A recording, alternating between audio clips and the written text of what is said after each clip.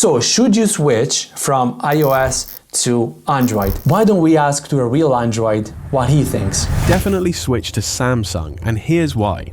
Imagine the iPhone as that grumpy old lady in a locked car, windows up, not talking to anyone.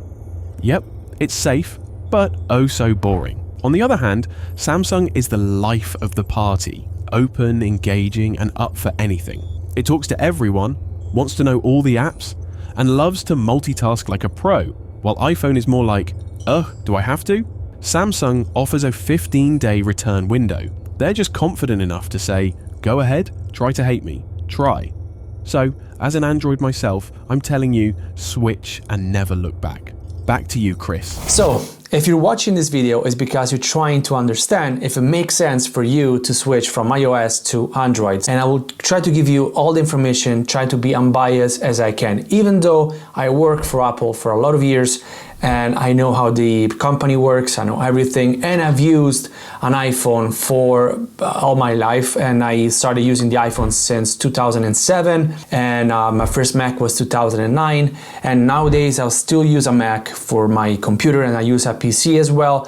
But mainly I was using iPhone, MacBook for my work, and today it doesn't cut it anymore. Nowadays I run my own business, I have my own company, and I do a lot of meetings, signing contracts, all these things, and I will give you all the information. So in this video we will try and focus on the first thing is the interface, so the first thing that you actually see when you switch from iOS to Android. After that we will take a look at productivity, because we need to understand how productivity can be done on Android compared to iOS. Then we will touch base with cameras. I would say touch base because I won't spend 20 minutes on the cameras alone. To me, for what I do, I'm not a photographer, and if I was a photographer, I'd probably do using camera instead of Samsung in this case, or an iPhone. But I will tell you something about camera, something that I didn't see a lot of people talking about. We will as well check on the usefulness, the AI feature, the being an assistant to the work that I do of both phones, and we will focus on fitness as well, because nobody talks about fitness, and I think that's something important we need to consider when switching from an iPhone to an Android device. And lastly, we will talk about the social aspect of switching from one device to the other. So let's start with the first thing that you do when you switch from iOS to Android. You need to start using the operating system. This is the thing that I think scares the most. So using a new operating system, new gestures, new ways to find settings and change this and personalize that, and you get overwhelmed. I get it. For me, it was the same. But my approach was, let me do this step by step. Let me not just try and personalize everything that I can. Let me just adjust things daily and understand things that I can adjust. I will link a couple of videos below that will give you some information how to change some settings. The first thing that you need to change when doing the switching from iOS to Android. So when you have your brand new Samsung S24 Ultra, and the first things you need to address. But let me tell you why I'm giving a point to the Samsung to Android here. So the iPhone is the iPhone. The operating system is like this. Yes, we have some little tweaks and adjustments and some personalizations options, like the home screen thing that we can do, the widgets, the lock screen. Yes, that is the only things you can change, the font at the beginning on the lock screen. That is the only thing we can do. But I'm giving a point to Samsung here, because if you want to personalize your phone on Android, you can actually make your Android look like your iPhone, and that's something you can do on your Android device. With the iPhone, you can't do that. And if you consider the amount of personalization that you can do on your Android compared to the iPhone, that's an easy win for me, going from iOS to Android. And yes, I understand it. Maybe it's easier to use, but on iOS, you have to adjust to the operating system. With Android, the operating system adjusts to what you need to do. And that's really important, because you don't have to do the things Apple wants you to do things. You can do things as you want to. That's a good thing, that's a bad thing, but I think having the freedom to do whatever you want with your own phone that you bought with your own money, I mean, that's something that you should consider when using your phone daily. Next step is the thing that was, for me, the most important: productivity. A phone for me, first and foremost, needs to be a tool, needs to be useful, needs to do things that makes my life easier. With the iPhone, yes, again, I can get things done, but I have to work around all the, again, the operating system things that Apple wants you to do in order for you to use your phone. Let me give you some examples so you can understand where I'm coming from. For my work, I have to do a lot of meetings. I will talk about meetings in the AI section, because that's something specifically to the AI. I have to sign a lot of contracts, so that's something I need to do every single day. And I have to take notes in meeting as well. So usually what I do is I try and record the meeting with the iPhone, then I use a third-party app to transcribe everything, and I have the meeting like that. But mostly what I try to do and writing down on pen and paper everything so I can remember what I'm doing. Related to the contracts, I have to find information usually in the email and trying to correct things like signing, whatever. And that is something that with the iPhone, I can just do like multitasking. I can do it on the Mac and have two screens side by side. I can do it on the iPad too. On the iPhone, I don't know why that's something you can do in 2024. And now it's starting to become annoying because I know that the possibility is there, but I'm choosing not to do it because I have to use an iPhone. And that's done. That's not something I'm put up with anymore. With this, I can just open the email, open the PDF at the bottom of the screen. So the top of the screen I have the email, the bottom of the screen I have my document, use the S Pen to write, to sign, to correct things, and do everything in one screen. That to me is just so useful. It saves me a lot of time, and I can do it straight away instead of using third-party apps, sending the file via AirDrop to the Mac and do it on the Mac, and maybe, you know, I don't have the Mac with me and then I have to wait until I get home to do it. That's something that is gone, that is completely gone. I can just do it here on the device itself. And again, I can take notes on meetings here, and I will tell you about AI again in the next sections, but I can actually then transcribe the meeting, like the notes that I've taken, and I can transform those notes in actual text that I can use to remember what I did in the meeting. So productivity, hands down, the Samsung takes it home. The iPhone, yes, you have iCloud Drive, but even there's, you know, it's limited. There's a lot of limitations, and in 2024, I just don't see the point of putting up with all these limitations. Next up, cameras.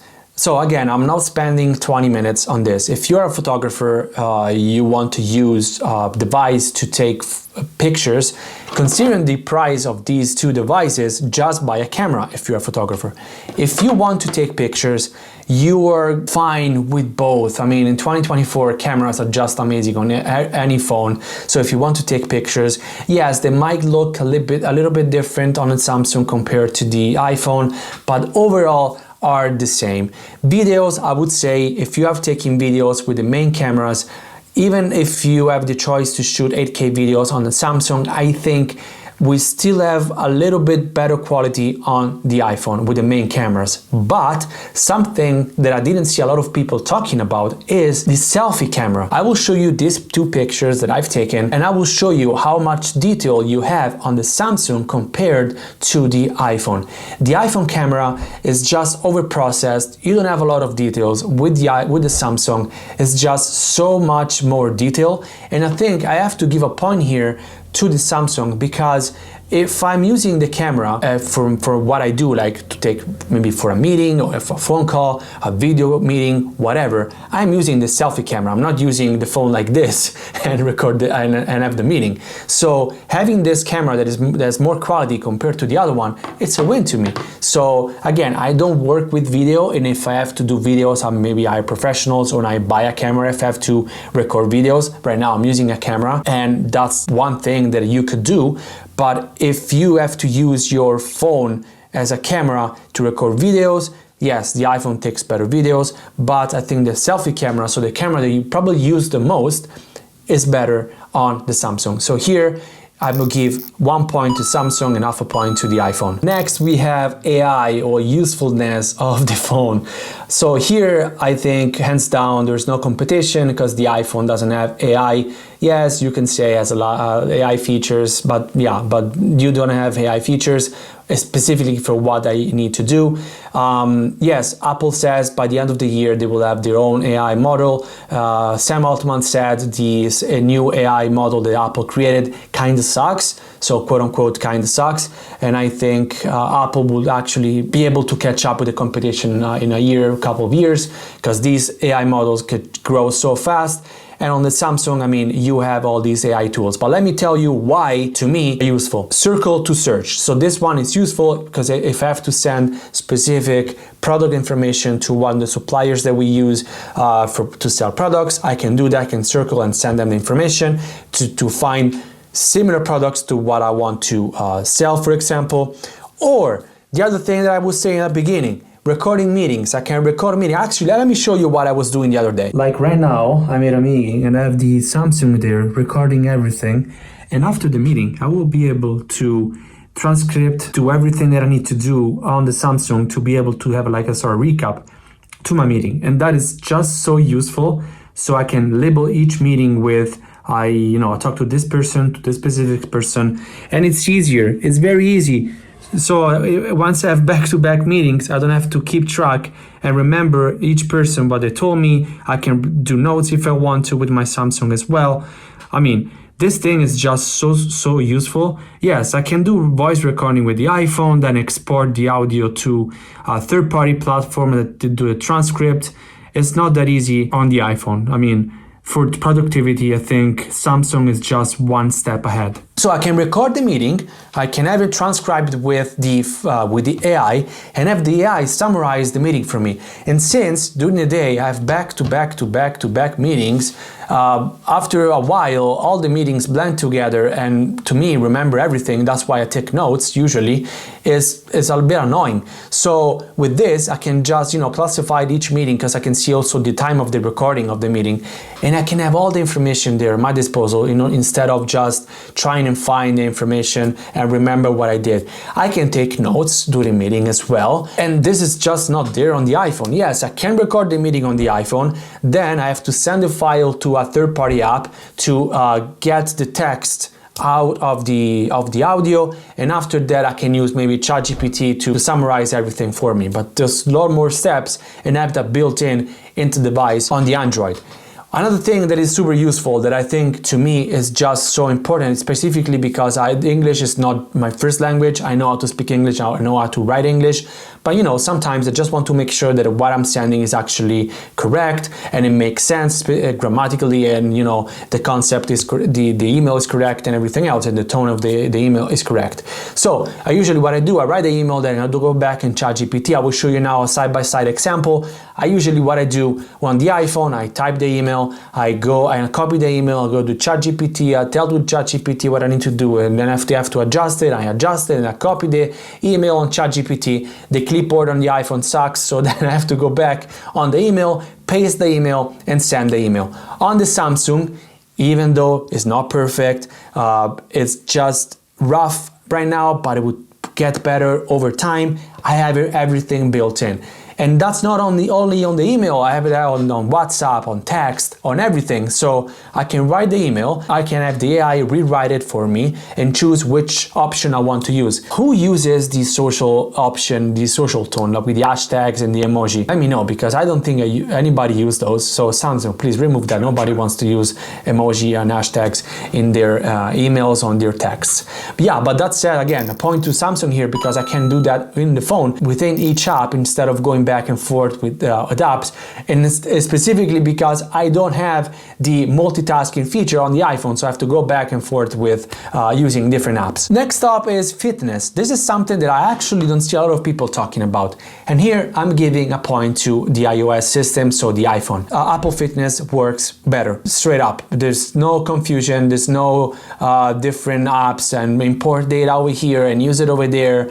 And yes, on Samsung or Android you have a lot of freedom to choose which device to use. On the iPhone you can just use your Apple Watch if you want to use the watch integrated with the fitness ecosystem. So yes, in this case you don't have a lot of choices, but on the Samsung, on Google and all these different devices, yes, you can choose different watches and different devices.